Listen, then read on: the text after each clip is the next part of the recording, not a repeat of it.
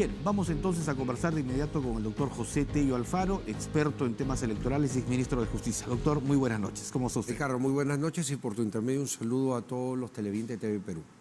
Bien, acabamos de decir que el Pleno del Congreso acaba justamente de aprobar la reconsideración a la votación del dictamen que establece la reelección de gobernadores y de alcaldes, una figura que había sido ya de estado en nuestro marco legal, que fue finalmente retirada y que vuelve nuevamente a ser noticia como reforma constitucional.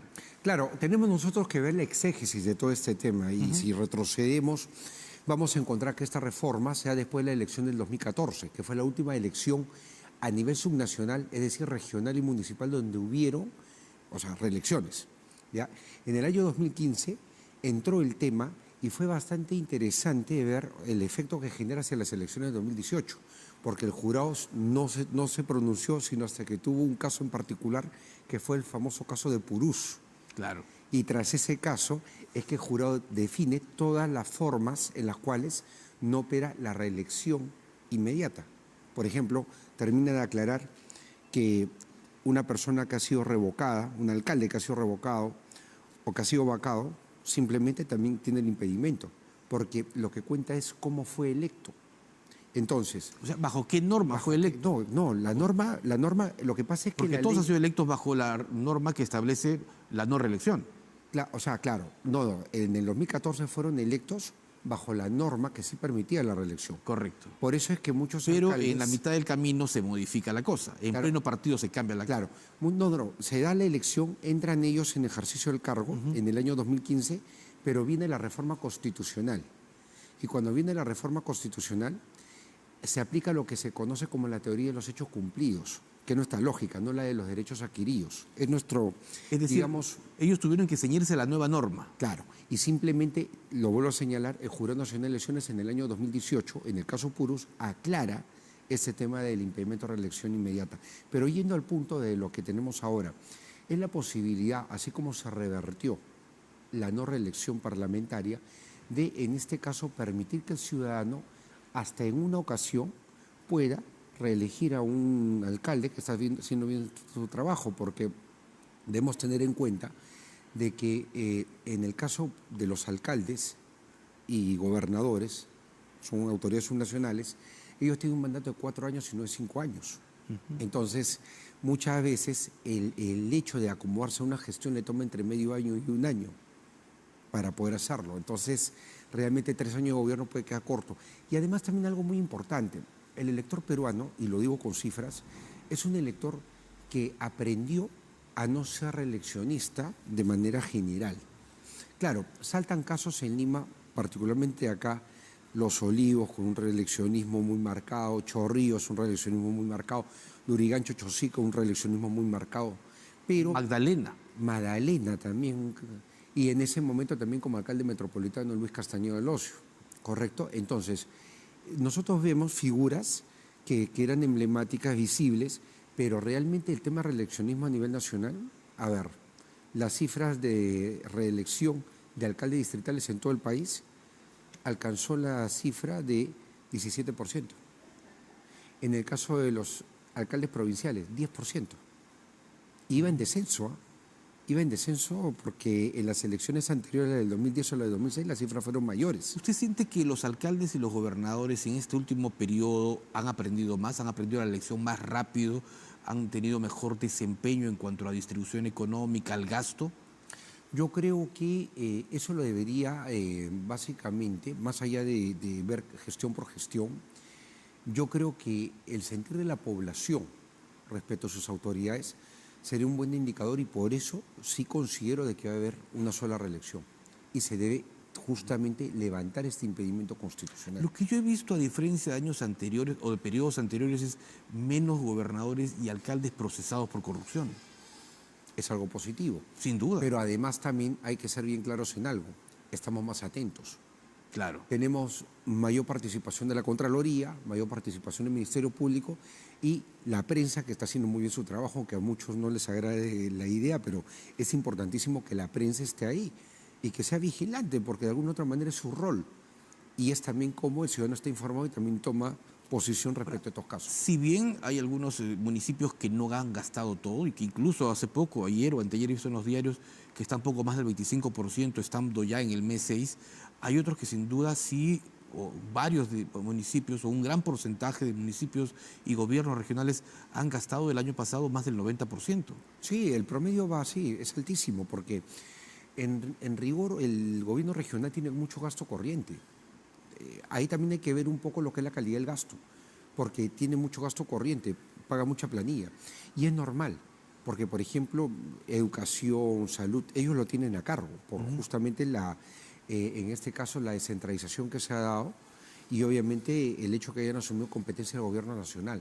Pero, por ejemplo, el tema de infraestructura es algo que hay que ver cuánto se está invirtiendo en infraestructura, que es muy necesaria, Claro. y la calidad del gasto, porque si son pistas, veredas, si son puentes, van a ayudar mucho, pero si son plazas, digamos, con temas que no vienen al caso, ¿no? Monumentos, si vamos, por ejemplo, por infraestructura que distrae el uso, por ejemplo, de cierre de brechas en temas de saneamiento de las localidades, sí estamos complicados. Entonces, creo que hay que hacer una evaluación y sería muy interesante que también se escuche, y lo vuelvo a resaltar, al ciudadano, permitiéndole reelegir a quien considere que deba reelegir. Sin duda, el ciudadano es quien tiene justamente esa posibilidad. Y para cerrar el tema de alcaldes y de gobernadores, lo que he visto es mucho trabajo con las alianzas público-privadas, con las APPs. Sí, es que es importante que se active ese mecanismo, aparte de obras por impuestos también. Están trabajando con obras con impuestos. Y eso es importantísimo, ambos, ¿no? Tienen esa relevancia, tanto obras por impuestos como APP, porque es una manera en la cual integramos realmente a un actor que a veces no lo vemos mucho en el proceso de centralización. Y es importantísimo que esto quede más que claro. El privado se tiene que involucrar en el proceso de centralización porque el privado es el que genera el mercado. Uno puede decir, vamos a desarrollar una región determinada, vamos a apostar como gobierno nacional e invertir, porque digamos hay que cerrar más brechas que en otras regiones. Pero cuando haces eso, ¿quién va? El privado, y consolida el proceso.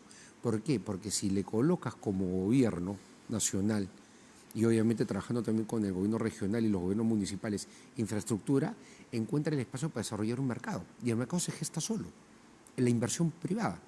Y es ahí donde definitivamente se marca la diferencia entre el desarrollo o el subdesarrollo de un país o de una región. Correcto. Ya que hablamos de elecciones, la legislación vigente, ¿qué establece en la actualidad sobre el tema de la publicación y difusión de encuestas? Y le pregunto esto porque es un tema que ha estado recurrentemente en las últimas semanas y hablándose incluso de la posibilidad de que ya no sea una semana, sino ajustarla hasta un día antes del proceso electoral. Esto creo que ya no se puede modificar. Ya no. Es una lástima porque el proyecto del congresista Edgar Málaga es un proyecto que a mí en lo personal me parecía, en ese punto en particular, bastante razonable y atendible, pero antes del 12 de abril.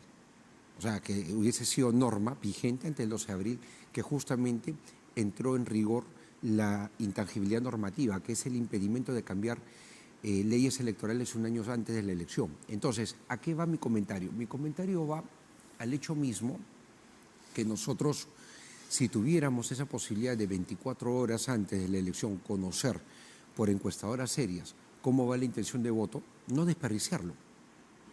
Vamos, por ejemplo, a ver las dos últimas elecciones parlamentarias, porque acá hablamos de elección parlamentaria principalmente.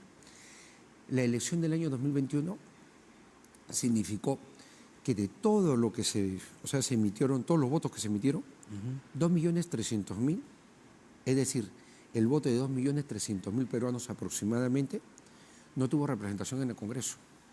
Y la elección especial que se dio en el año 2020, la complementaria, 4,5 millones. Entonces, no hay representación. ¿Qué genera eso? Una desconexión con el Parlamento. Por eso es que en un corto plazo termina cualquier luna de miel que pueda haber con un nuevo Parlamento, porque hay mucha gente que su voto siente que se desperdició. ¿Y qué ocurre, por ejemplo, si ellos conocen cómo está la intención de voto? Simplemente pueden movilizar el voto hacia una opción parecida a la suya, pero con opciones de pasar a la valla electoral. Y otra alternativa no podría ser que las elecciones congresales y al Ejecutivo se desarrollen en fechas distintas, como en Colombia, por ejemplo. Totalmente. Lo que pasa es que eso fue parte de la reforma política que se planteó en el año 2019 y que lamentablemente terminó por una priorización del Ejecutivo. En aquel entonces era presidente Martín Vizcarra, hoy por tercera vez inhabilitado. Se terminó justamente en ese punto ya de malograr el trabajo que hizo una comisión de alto nivel de técnicos y especialistas, que presentaron 12 proyectos de ley, entre ellos este justamente que difería la elección parlamentaria de la elección presidencial, siendo la presidencial primero, con lo cual también evita fragmentación, porque el elector va, obviamente, más hacia los candidatos que pasan a segunda O la vuelta. renovación por tercios, mitades del Congreso. También es otra opción. Entonces, vamos viendo nosotros una serie de mecanismos que podrían mejorar el sistema electoral. ¿Y por qué primero la presidencia y luego el Congreso? Porque es una manera mucho más ordenada, sobre todo si queremos un parlamento menos fragmentado. Y es un tema de buscar justamente consensos.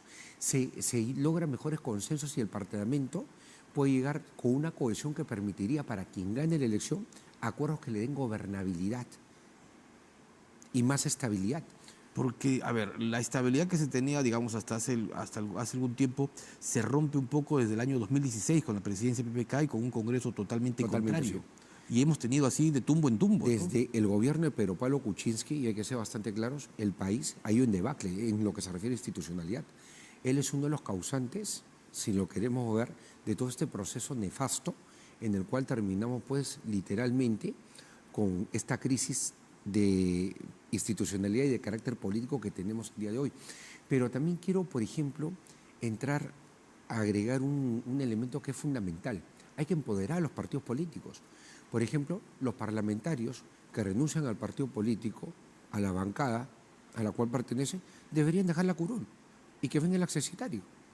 Las curules deberían ser para el partido político o la alianza electoral que colocó ahí los parlamentarios. Entonces, es también un cambio de visión que me parece, claro, o sea, muchos con el voto preferencial los congresistas se creen dueños de su escaño. Están equivocados, porque finalmente hay un partido. Y yo sé que quizás muchos televidentes a estas horas pueden decir, está pensando en una manera muy idealista, quizás acá el especialista electoral consultado, quien habla, porque está hablando de un tema que los congresistas nunca van a querer tocar, pero sí podemos cambiar la historia con la sociedad civil, si nos organizamos bien y presionamos a la clase política para que dé reformas sustanciales que permitan en un mediano plazo recuperar la confianza y credibilidad. La población tiene iniciativa legislativa. También. Hay que recordarlo. Pero por eso vamos, pero mira, justamente lo que tú mencionas, y eso está en la ley de participación y control ciudadano. Claro. Esa norma permite justamente que se presenten iniciativas, pero ¿cómo? Organizándonos. Por eso un llamado a la sociedad civil, ¿para qué? Para que esté vigilante junto con la prensa, y realmente no solamente atentos a los casos de corrupción, sino además también en que el elector en un año que va a las urnas, más o menos, ¿no? Bueno, ya 10 meses de acá la elección general, pero en más de un año para la elección regional y municipal, llegue claro y convencido de lo que va a hacer. Hay que ayudar mucho al elector, pero también hay que pensar luego en que este ciclo electoral termina y inicia uno nuevo.